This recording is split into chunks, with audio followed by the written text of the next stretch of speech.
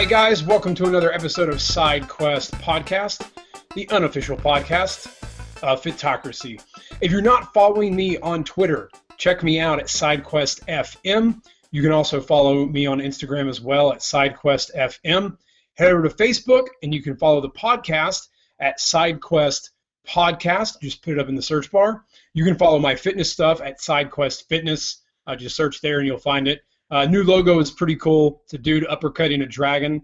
Not going to lie, pretty baller. But you can check all of that out there. You can also head over to the website, sidequestfitness.com. Find the podcast and my articles there as well. Or head over to iTunes. This is how we move up the charts and more people hear about the great guests that I have on the shows. When you go to iTunes, you hit subscribe and leave a review. Really important that you do that. But I have a great guest for you today on the show. He was one of the people taking the fitness industry by storm under the age of 30 that Fitocracy wrote about last year. He also has his own podcast. I got the pleasure of meeting him at the Fitness Summit in Kansas City as well. But he is the writer and I guess fitness knowledge stimulator over at evidencemag.com as well as the Evidence Mag podcast. Armi Legge. Armi, welcome to the show. Thanks for having me, Robbie. No problem. Thank you for coming on. So for people who don't know who you are or how you kind of got into it, your site is a little different. Like, you do write your own stuff, but it's not just you doing a lot of the writing. You kind of cultivate a lot of good talent out there and spread out, a lot of really good articles. So why did you do that instead of sort of going and doing more of your own thing? Yeah, I mean, the first reason I would say is I'm lazy, man. I'm just kidding, dude. I mean, like, I'll put it this way. Like, I started out writing about fitness, when I was like 15 or something, and writing professionally about it. And at the time, my goal was really just to have my own website, publish my own articles, kind of collect my thoughts on different aspects of fitness.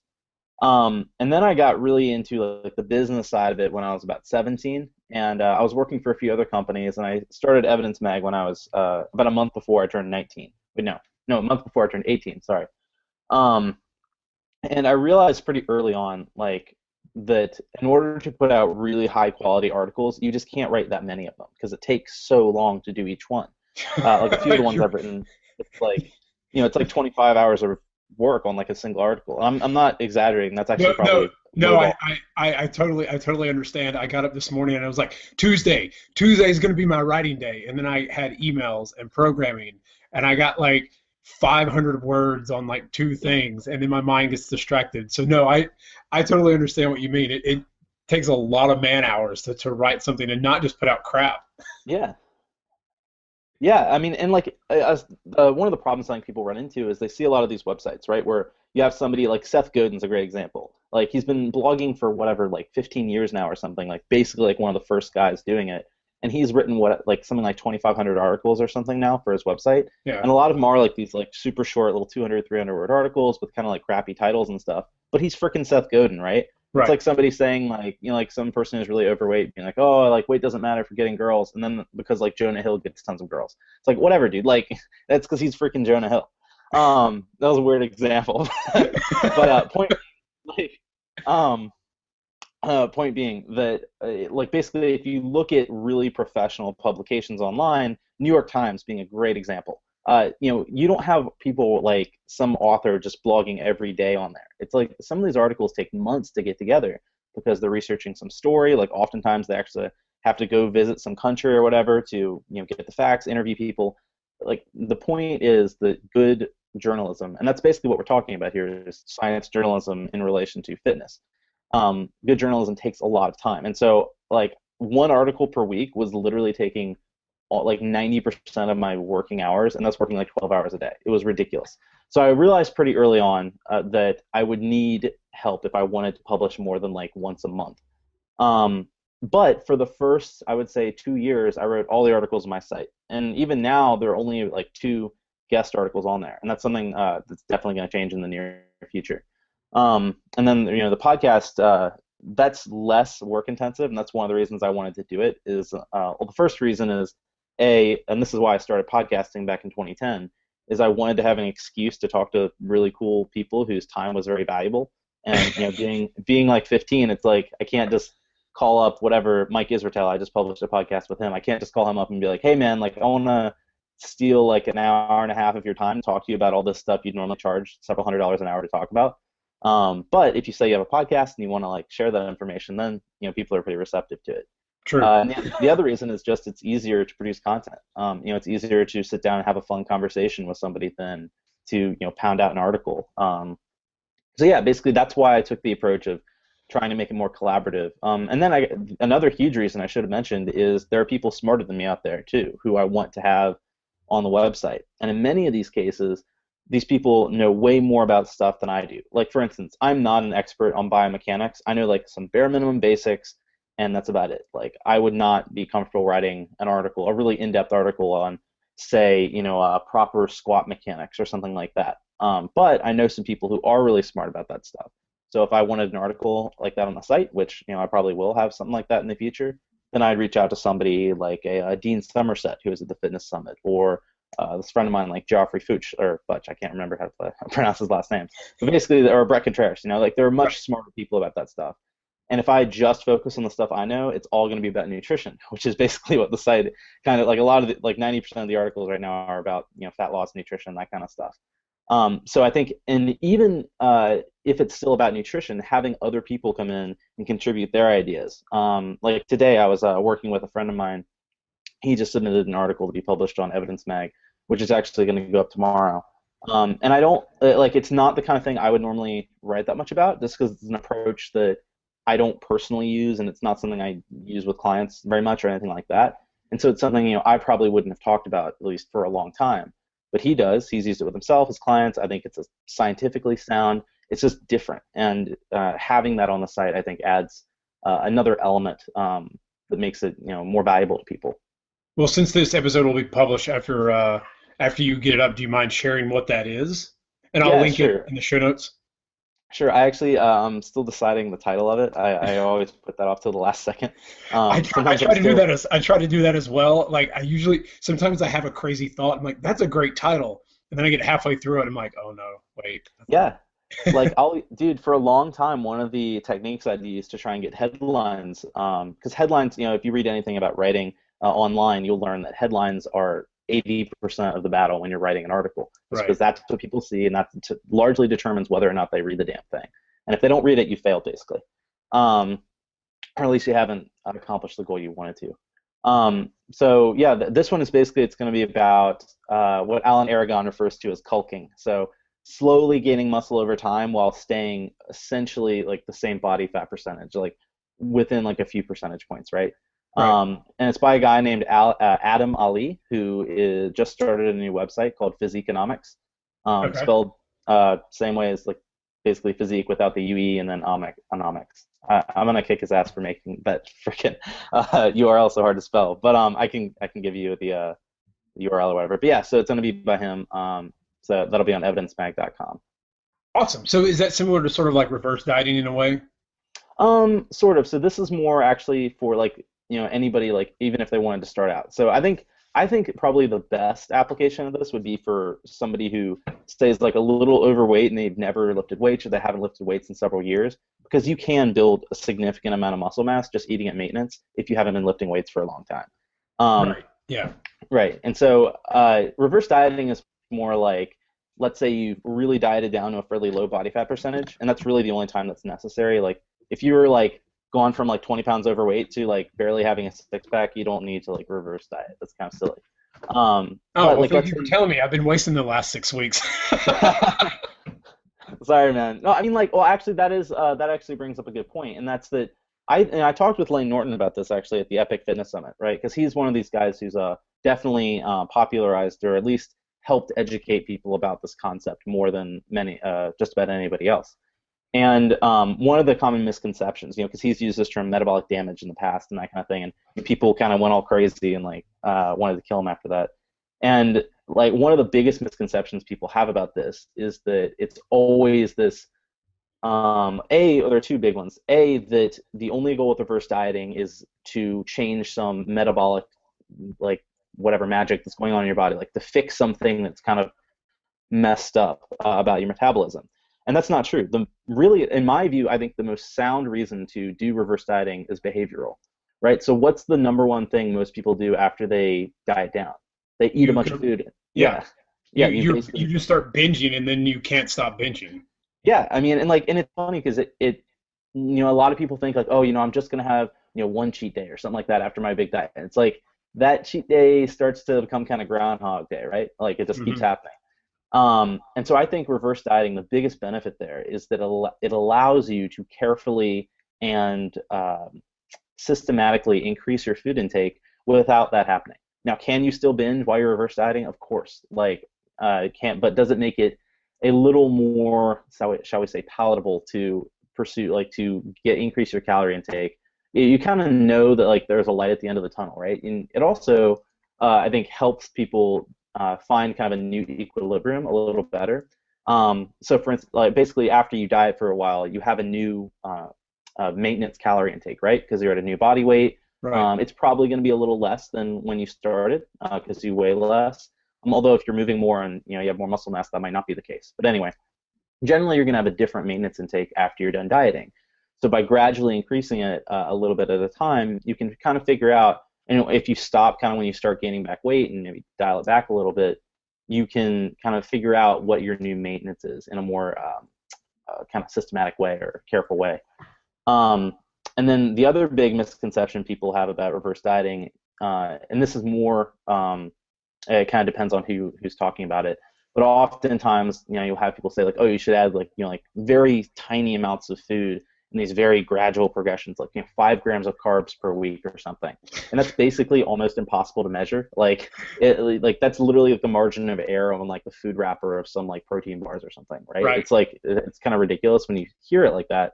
But I don't think that's terrible advice, just because when you add it up over time, like whatever 12 weeks, that's 12 times 5. I don't like math, but 60. whatever, that's like 60. Yeah. So it's like 60 grams of carbs, right? That's 6 times 4, 240. So it's like 240 calories. And that's just from carbs, so assuming you're adding other food and stuff too. Let's say you do that every week. Like that's very gradual, and that's an extreme example. But you can see like over time, yes, that is kind of going to add up and snowball into just a very gradual kind of like upwards trend. So yeah, basically, man, what the fuck were we talking about? we were talking. We were Like talking body about recomposition. Adam's article and Right. the Right. caulking, as Alan Aragon calls it, and it sounded similar to Yes. reverse dieting. And I wanted to ask because I am finishing this Saturday. Luckily, the day before my birthday, when I'm probably just going to do endless amounts of curls, and by endless amounts of curls, I mean with bourbon in my mouth, bourbon, lots of Nice. it. Bourbon curls. That's right, bourbon curls, bourbon, Johnny Walker curls. Johnny But Walker. so I'm ending my experiment with reverse dieting, and 2 weeks ago when I measured myself, like had not gained an inch, and then upped everything by like 200 calories. So we'll see how that works. But I think you're kind of right. It kind of has helped me realize a little more, like slowly but surely, where my maintenance might be, because I'm always confused by that. Because at 178 pounds where I started my cut, my maintenance was like 2,600 calories. But at like 163 pounds, my maintenance is way less than that. And then again, it depends on how, again, like you said, how active you are, and that can totally change. For sure. I want to talk a little about, so I have a question I'm going to ask you first before we go on to the fun you had in London. Because you mentioned, you want to interview people and you've wanted to have people on your site that are smarter than you. Hence, also a reason why I started this podcast, because I want to learn from the smartest people in the business. Who was the smartest person you always wanted to get on that you finally got on? Oh man, that's such a loaded question. Because as soon as I say one guy, like everyone else is like, "Hey, dude, what the fuck?" I didn't mean that to be loaded, but I mean like the person that you were like, you really always wanted to get on, and finally one day you got the balls up and just like sent an email, and they were like, "Sure, I'll come on the show." Oh man, jeez, that'd be a tough one. Brett Contreras might be the guy. Like Brett Contreras, Alan Aragon, Brad Schoenfeld were like 3 that I've been following forever.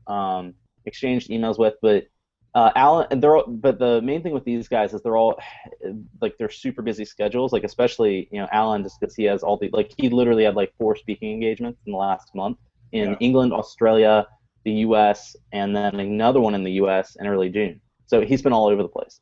But anyway, but I would say Brett, just because he's so freaking bad at answering emails. Like I sent him an email, he'd respond in like 3 weeks, and so it was just like man, it was like ripping my own teeth out or something. Like like trying to keep on top of him. But when I had him on, it ended up being one of the most, I think, the second most popular podcast I've ever had. And I've had him on twice now. So with him, it was like finally like storming that ridge or something. Like when you get to the top, like his was a little more of a quest. But yeah, I mean, like honestly, like I've also been really surprised by some too. Like Eric Helms, for instance, I consider him one of the smartest people in bodybuilding research. He's an amazing bodybuilding coach, a super nice guy. Like I can't say enough good things about Eric. But he's not super well known. Like he's kind of one of these people he's very modest. He's not like very self-aggrandizing or markety or anything like that. And so I was able to get him on the podcast, and he is still the #1 downloaded podcast. And I still literally had somebody today on Facebook like raving about just that podcast. So like I would say that like he wasn't particularly hard to get on, just also because he's a very cool guy who's willing to make time in his schedule for it. Like he actually is very busy, but he's very flexible too. Yeah. But he actually ended up being the most popular podcast I've ever had. So I really can't like pick out one person that was like, oh, nailed it, like got whatever Barack Obama on the podcast. Cool. No, I love Eric's stuff. It really is interesting how he sort of does fly under the radar. But yeah, I read his stuff and I'm like, how are people not quoting you more often? But yeah, he's fantastic. So let's talk a little about the Epic Summit, because you had a chance to go, and for listeners who don't know, it was sort of a debate of like fitness people, if you will, people on opposite sides, so like carb lovers versus no carb lovers. How did that turn out? Was it fun? Was it okay, or was it sort of like an elephant in the room at times?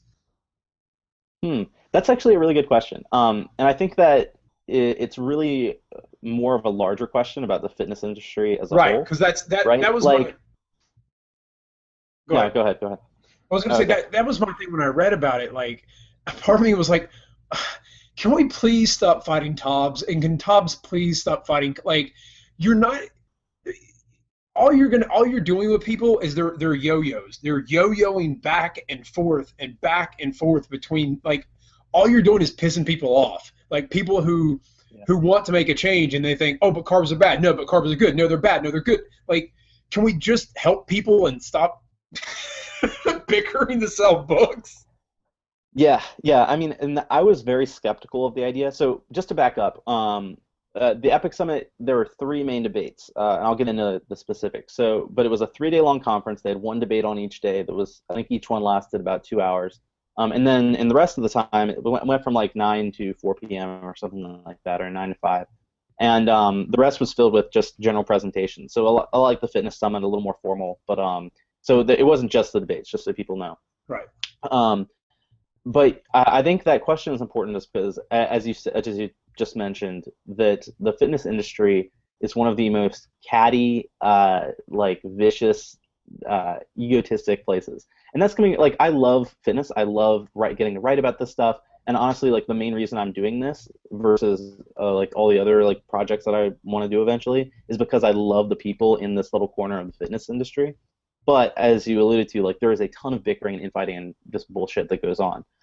So when I first saw this, I was a little skeptical. I was very skeptical, actually. I was like, oh, that's kind of lame. Like, what's the point in this? Like, we're just gonna have these, like, it's basically, I almost felt like we were like dragging these people in, like, in some gladiatorial match where you bring in like the guy who's obviously weaker than everybody else just to like watch the strong guys hack them apart. Yeah. That's kind of what it felt like. But it was really intriguing. So the first debate was Brad Schoenfeld versus Fred Hahn, and they were debating the optimal methods for muscle hypertrophy in regards to training. And Fred Hahn is he's built a reputation on this method called slow burn fitness. And it's very similar to Body by Science. I don't know if anybody is familiar with that book, but who's listening to this. But it's basically HIIT training, so high intensity weightlifting, where you do one set to failure at a very slow tempo. So literally taking like 5 seconds on the concentric phase where you're pushing on like a bench press, you push up, it takes like 5 seconds, and then 5 seconds lowering it. And you repeat that like 4 times, and you do a set that might take literally a minute long. And Fred Hahn's a big proponent of this method, and Brad Schoenfeld is one of the, if not like the leading researcher in muscle hypertrophy around right now. And he's more of a fan of multiple sets, kind of more traditional, what you think of as like bodybuilding training. Multiple sets, like 65, 85% of 1 rep max, that kind of thing. And so they had actually a very constructive debate. Like they're definitely like, kind of like pulling a few punches at each other, like this kind of like teasing and stuff. But it was very friendly actually. And like, I disagree with Fred about pretty much all of everything he said. He's also generally a pretty big proponent of low carb diets, even for bodybuilders and athletes and stuff. And I don't agree with that. But and this is one of the reasons I think conferences like this are so cool, is that I got to talk with Fred's, actually before his presentation, but afterwards. And he is such a nice guy. Like, he's so fun to hang out with. And it got me thinking, like, and this is why I liked your question so much. It's like, who the hell cares if he thinks that, doing 1 rep to failure, or 1 set to failure and eating low carb is better than eating high carb and doing multiple sets? Like, that's such a small, tiny aspect of, like, life, or all the things that I could think about him, that doesn't even freaking matter.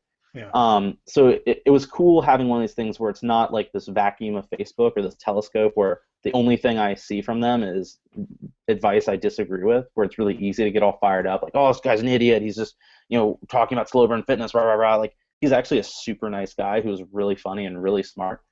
So that was actually really cool. And it really made me think, like, wow, I need to stop judging people so quickly on Facebook.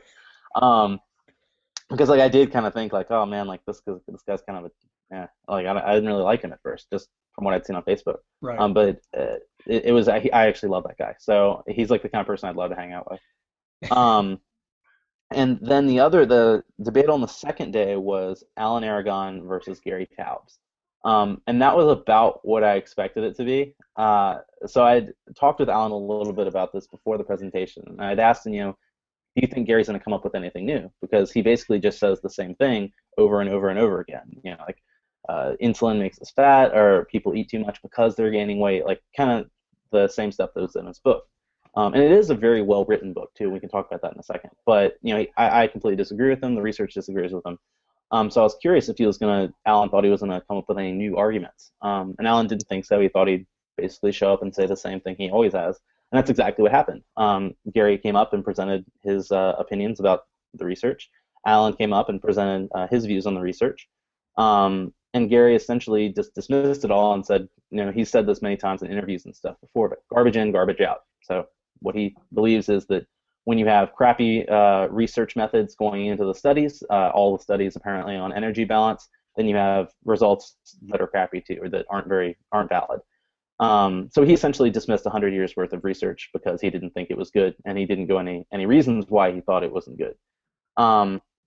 But the biggest thing with that one, like, it could have been like one of the situations where, like, okay, I disagree with his kind of philosophy on science, I disagree with his conclusions about nutrition, and I would have still been able to, like, get along with the guy, kind of like Fred Hahn or something. It's like, okay, like, we disagree on some of this stuff, but it doesn't really matter. The thing that bothered me about that one, that really kind of, like, almost made it like this was kind of uncomfortable to watch, was the fact that Gary kept interrupting Alan. So Richard Lovett, the guy who organized this conference, and he did an amazing job. And Richard, he's a really good guy. And he made it very clear, like, okay, here's how much time you have to present, here's how much time you have to answer questions, do rebuttals. Like, it was very structured with these little kind of time windows. So the first thing Gary does is use twice as much time as he's allowed, knowing that it's going to cut in Alan's time, and then he constantly interrupts Alan whenever he's trying to say something when it is his turn. Alan, of course, handled it very well because he's a super cool guy. I mean, you've met him. He's, like, very calm, very nice. Like, he just rolled with it, right? But it was really weird to watch, to be honest. And then, Gary, he was not a very personable person, I'll say that.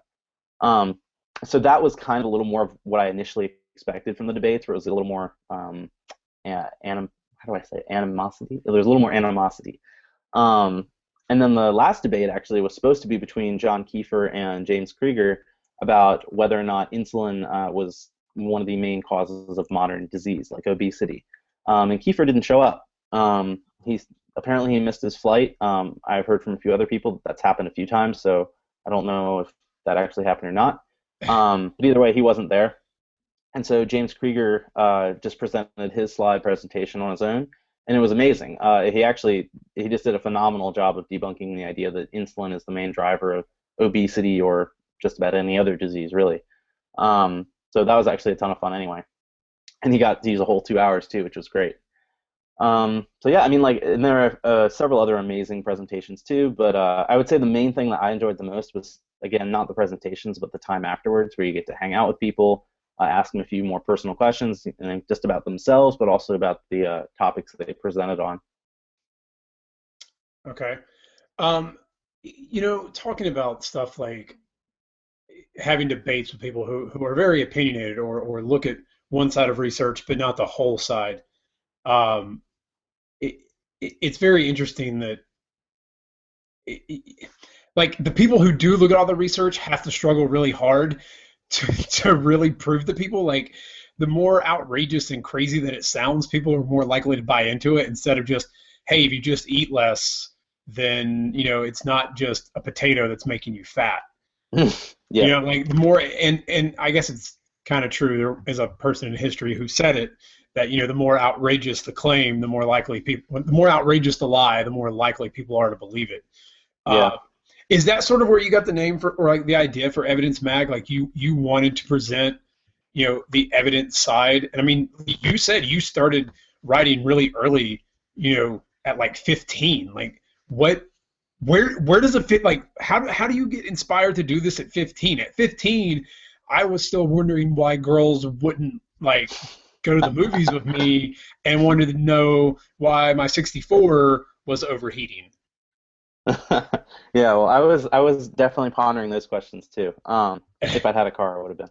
Uh, but yeah, so I there's kind of a few questions there. I would say, I mean, the reason I got into writing, I've always like liked writing, but I never thought I was that good at it. Like I had English teachers like, oh, you should write more, and I was like, yeah, whatever, screw that. Like, and so like I've really always enjoyed reading too, so I've always read a ton.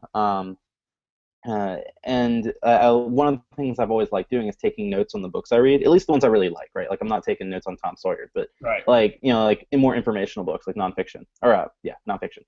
And so when I got into sports, one of the like I started reading more like Triathlon Training Bible by Joel Friel, and stuff by Matt Fitzgerald, and a lot of endurance athlete stuff. And some of it can be a little technical, like nutrition guidelines, like here's how many carbohydrates to eat. When you're like 13 or 14, it's like, whoa, that's so cool.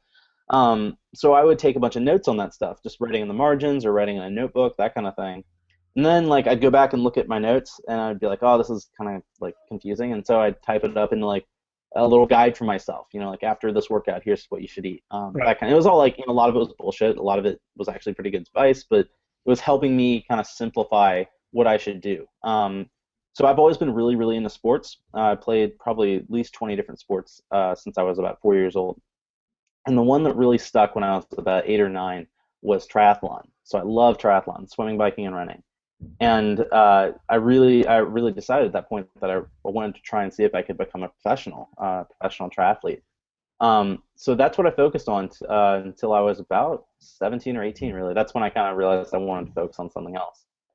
So I competed in As kids triathlons around the happen country. around that age. um, so I competed in triathlons for a long time, and when I was 12, I started to. I don't know if I've talked to you about this or not, but like I got really into cross country at that time too. I was still in middle school. I did really well. I was starting to win races, like with the different schools and stuff. It was pretty cool. But I wanted to be even leaner. I was already like 10 or 12% body fat, like pretty skinny and lean. But I see these like Kenyan marathon runners and like professional triathletes. I was like, oh, I got to get that lean. I got to get like 6% body fat. So I started counting calories and cut back a little bit on my food intake, and I did. I got much leaner. I still felt really good, performed well. Still, had a pretty healthy relationship with food. Like it was actually a pretty good place when I was in about 7th grade. But then the problem is I just kept restricting. So I was like, okay, if I got this lean eating, 2,500 calories a day. I can't wait to see what happens when I eat 2,000 calories a day and then 1,500. Like, and I didn't really get the whole idea that like eventually there's kind of a bare minimum that you need to survive. Right. And it became more of a compulsion. So I started restricting to the point where I ended up in the hospital in the summer of 2008. And from malnutrition, I was 92 pounds at about 5'7". Good God, dude. Yeah, I was pretty lean. And then I got out of the hospital. They kind of refed me up to a weight of 125 pounds, and they diagnosed me with anorexia. So I think that's accurate too. And then I went back in the hospital again in early 2009, January 2009, because I had again gone underweight. And so yeah, like that was when I really thought like, okay, I really need to figure out a different method because this is not working, and I want to be able to compete, still keep doing sports, keep exercising, but I need to figure out a better system. So that was when I really started looking a little more at the research. Now, admittedly, like I had no idea what I was doing back in like 2009. Like, I was one of those people who like look at it like the limit of my research ability was like looking at a PubMed abstract Right. and making inferences from that. Total idiot, basically. And but then I started writing a little more about it, a little more about the science side of things too. And a lot of times I was just referencing books and stuff, but it was good practice. And I started putting a few of those articles online. Then I got after about 8 months of kind of publishing sporadically just on my own, I got hired by another website to write for them.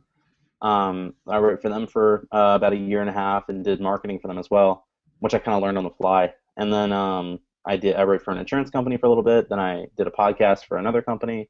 And I just kind of got into the online writing stuff. But back to what you said about the evidence. Honestly, like at first I just started writing my own website, like armilegge.com. Now I just use that as kind of a placeholder. Like I don't really do anything with it. Yeah. Then I started, after basically I worked for a few of these different companies, I started improvism.com, which is like the worst domain name possible because I spelled it weird with like a U and stuff, and nobody could, it didn't make any sense. So I was like, okay, I need a better URL than this. So then I was like, evidence, okay, I'm writing about evidence-based fitness, evidence mag. Okay, it's kind of like like the reason I call it mag is like, I'd heard one time Brian Clark on copyblogger.com say that they'd always tried to position their website more as like an online magazine than a blog, like very professional, like taking a lot of time to really edit the articles, really make it, like quality stuff, not just like throwing up an article whenever you feel like it. Right. So I was like, okay, like evidence magazine, that's kind of cool. Like, and so that's where I put that together. But to get to the other point, part of your question, like how do you make evidence-based stuff that is often where the conclusions are very boring oftentimes. Like eat less is not an appealing answer to most people. But that's what has to happen ultimately if you want to lose weight. Obviously it's a little more nuanced than that. But how do you compete with somebody saying, oh, you just have to remove this one food and you'll get lean? And that is a hard question. And I actually, that podcast I mentioned where I published a podcast with Mike Israetel, who's a powerlifting and bodybuilding coach and a professor at the University of Central Missouri. And we talked about powerlifting. I think that's the one the guy commented on.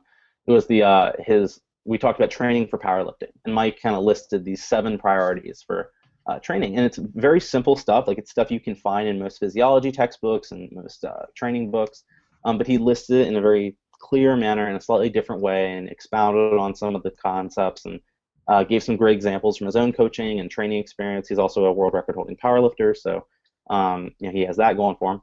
And then some dude like posts this question, like the guy might be super nice. Again, I don't want to judge on Facebook, but he's like, oh, like he none of this stuff is original. Like he's certainly not claiming originality for coming up with the idea of specificity, is he?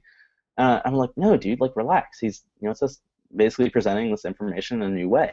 And really, if you look at anything that's any kind of writing or music or anything, like this is why in the music industry you have like people suing each other all the time, like oh so and so used the same general rhythm or something for their song as I did for mine, or like I think somebody sued like Carly Rae Jepsen for one of her songs not too long ago because it sounded similar to theirs.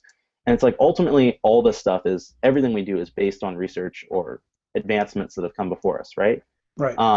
So like nothing is 100% original. Like even iPhones and stuff. Like yes, it's a new concept, but similar devices have been around in the past.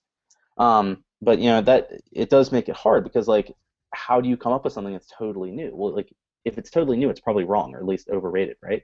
Right. So honestly, I'm not 100% sure. I think the best the biggest thing that has helped me, and this is a good point with the Epic Summit too, is just figure out who you're writing for. So like some people will always be looking for that special, supplement or that special diet that's going to finally make it easy that they can do for 12 weeks and then forget about it. And that's never going to change, like for some of these people. And that's kind of sad to think about, and it sucks that not everyone will be able to really stay healthy and have a healthy relationship with food and exercise.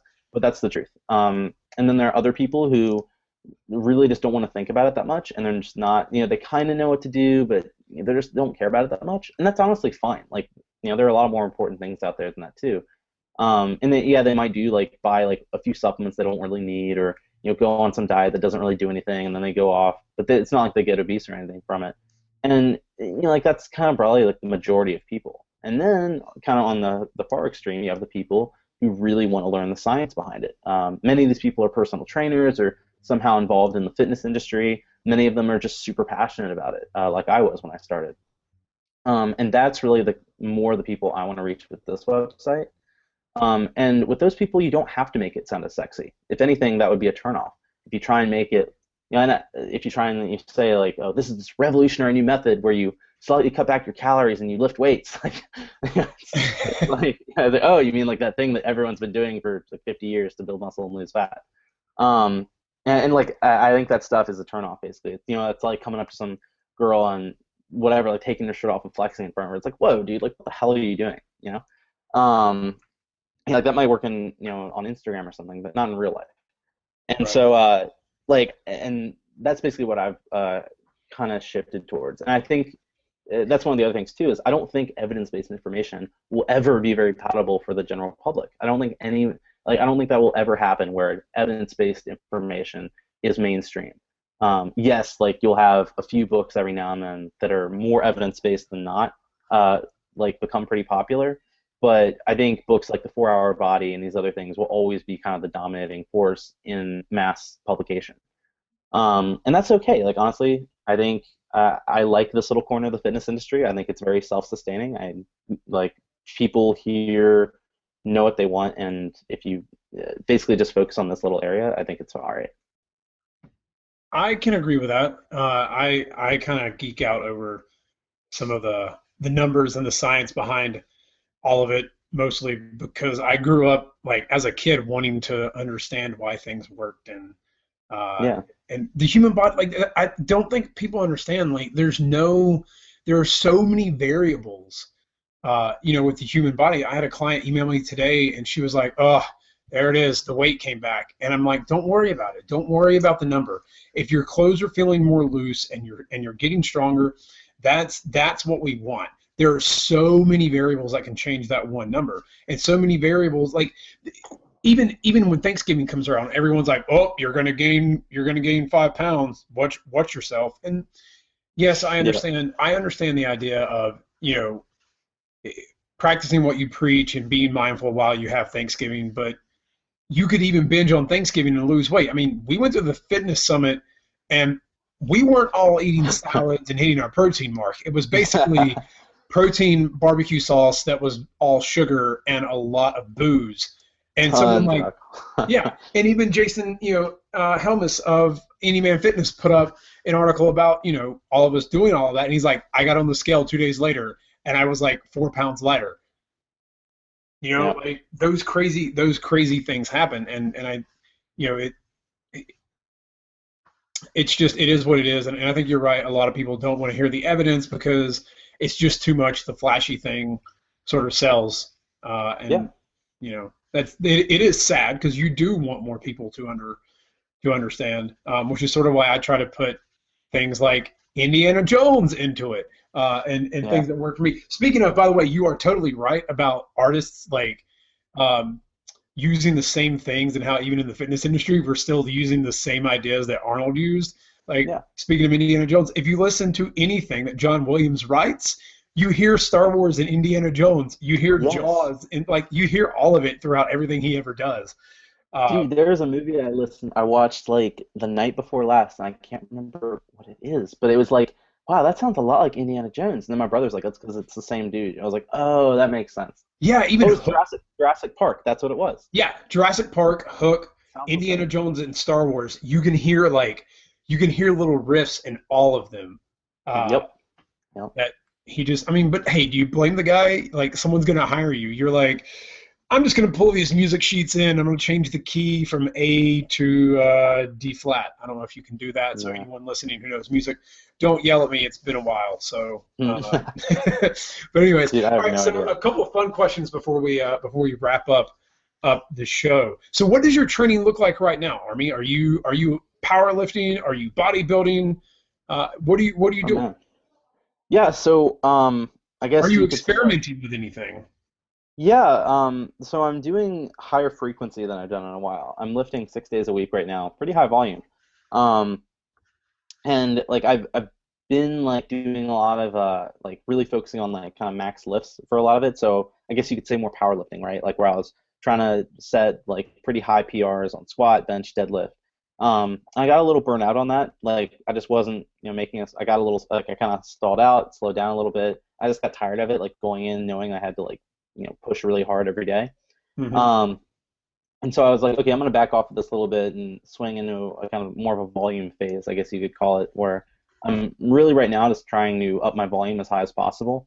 I've gained a lot of weight too. So like this time last year, I was actually, so last year, early May, I was like 165, and I'm like 192 now. I'm 5'11", so like pretty decent. And then back in 2012, I was like 125 pounds. So the high volume seems to be working really well. I'm not injured or anything, and I just like being in the gym. I love lifting weights, so that's what I'm doing right now for training. Oh yeah, and I'm also trying a push-pull split for the first time. I've always done body weight or body upper lower splits where it's like upper lower, like 4 times a week. Right. Um, so now I'm doing, let's see, push legs pull, and that's my kind of 6 day per week split. And I really like it, to be honest. But and that was actually one of the things that I've been experimenting a little more with after reading more of Mike Israetel and Greg Nuckols and Jordan Syatt and a few other people. And they've talked a little bit more about kind of long-term programming for powerlifting. And obviously, I want to look, good naked and all that stuff, and be aesthetic. That's like the big buzzword now. Um, but like that stuff's cool too. But I do want to like get my lifts pretty high because I'm still not that strong. I was all excited because I got a 300-pound deadlift like late last year, which isn't that amazing. Dude, Um, I don't care what anyone says. I say 300 pounds is still a pretty good okay. benchmark. I Yeah. mean, Well, then I like look at Greg Knuckles and I'm like, oh shit. well, I'm you not. I don't like. He's like a different animal. I'm kidding. I'm kidding. know, Um, but yeah. So like, I think long term, like my goal is to just like my main goal right now is really just get as strong as possible. But one of the big limiters in that is just general muscle mass. Like you have to have a pretty decent amount of total muscle mass to lift a lot. So my plan right now is to kind of cycle back and forth between roughly like 8 to 16 week phases of kind of hypertrophy and powerlifting. I think that's probably like the approach I'll use for a while until it stops working.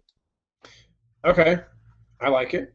Yeah, I'm for some reason decided to experiment this summer, at least just 4 weeks with it, until until I do take a deload week again for a vacation for my anniversary at the end of June. I was like, I'm going to do DUP training, which I think Nice. should be renamed to DUB training for damn, you're broken. Because like, holy crap, dude, the first day was brutal. Yeah. So we'll see what tomorrow's like. But cool. All right. So when you're in the gym and you're hitting your volume, what is the guilty pleasure you have on your workout mix that you would shamefully admit to your friends that you listen to? Oh man. God, I should like pull it up. I listen to so much like female pop music. Like I mentioned Carly Rae Jepsen earlier. Like, I love So Carly Rae Jepsen. so you're like Greg I was Knuckles listening who to Madonna the other listens. day. Oh, okay, Madonna. All right. What does Greg Which Nuckols listen to? Greg is a proponent and not prophesies, but proselytizes that you should only squat to Katy Perry and Taylor Swift. Oh, nice. Those are definitely on my list too. I haven't been doing as much of those because I got really burned out because I listened to them like every day last year. And I listened to Taylor Swift's new album like when it came out. I listened to like every song 100 times. Like I can like recite all the words to Bad Blood. It's kind of weird. Um, yeah, that I've listened to a few like really good ones. I found this new band Churches. It's spelled with a V instead of a U, but Yeah. they're like really good. Yeah, they've got I don't some know. good Have you? stuff. Yeah. And I just found one today. Like I was looking, I got like I use Pandora a ton, and I like it kept giving me songs I didn't want, so I decided to look up like Billboard Top 100.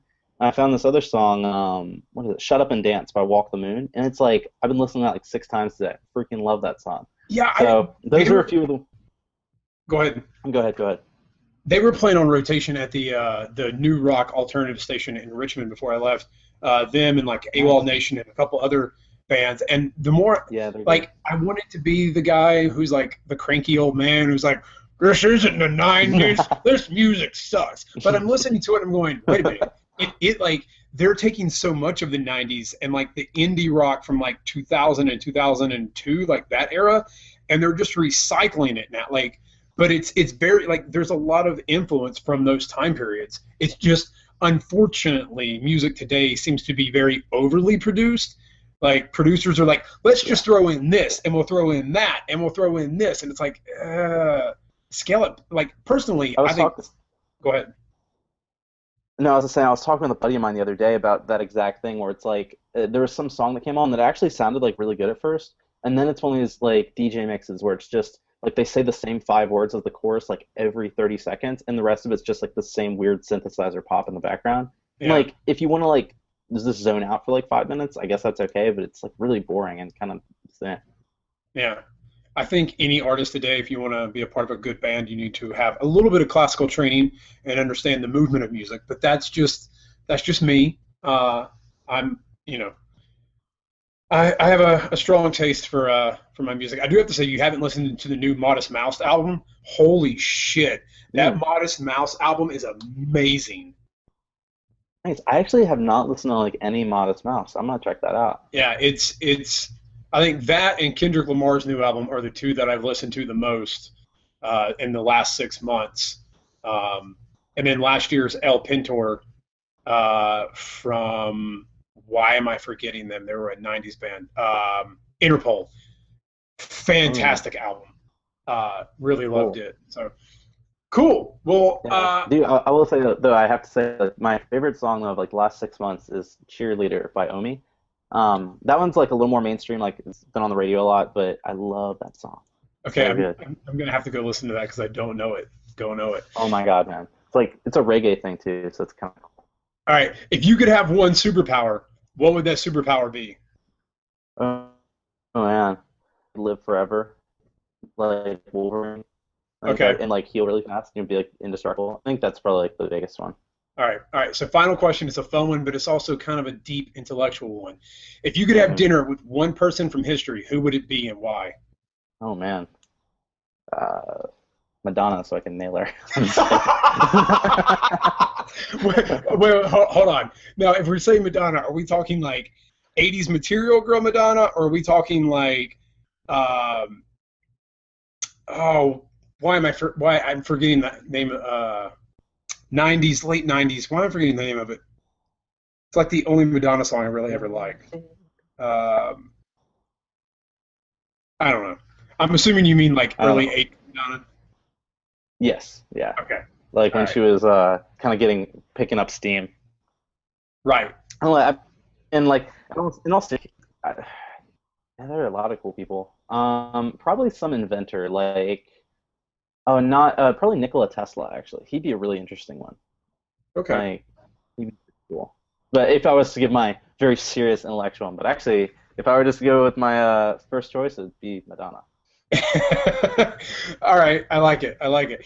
All right. Well, Army, I've had a great time catching up and chatting. If people want to know more about you, where can they find you online, on social, or anywhere else in the intranets?